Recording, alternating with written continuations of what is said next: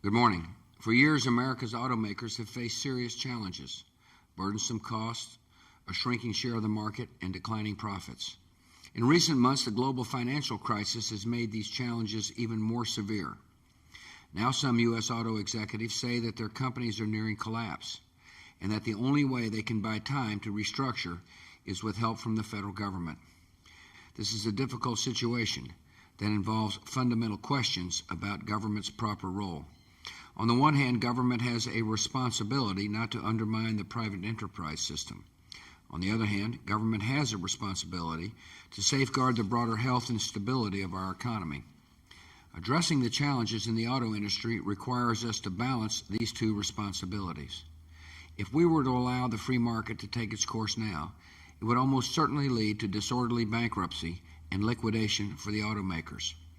Under ordinary economic circumstances, I would say this is the price that failed companies must pay, and I would not favor intervening to prevent automakers from going out of business. But these are not ordinary circumstances.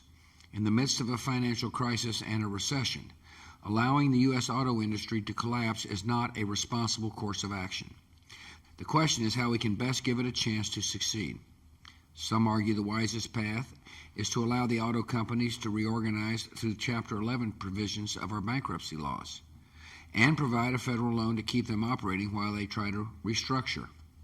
But given the current state of the auto industry, my economic advisors believe that bankruptcy could now lead to its disorderly collapse, sending our economy into a deeper and longer recession.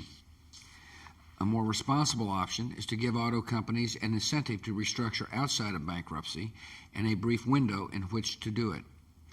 My administration proposed legislation to achieve this, but Congress was unable to get a bill to my desk before adjourning for the year.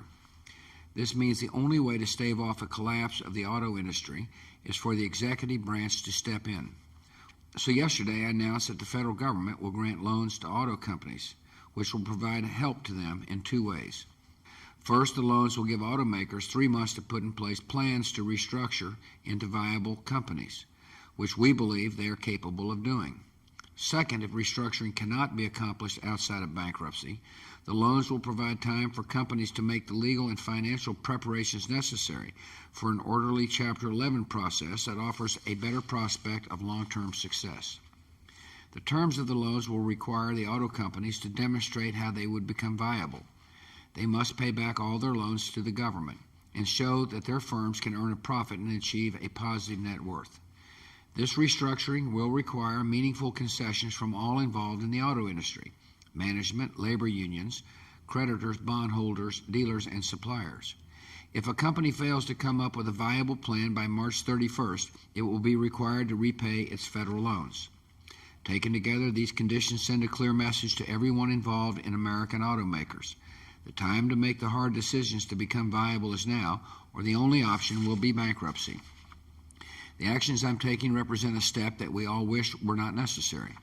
But given the situation, it is the most effective and responsible way to address this challenge facing our nation.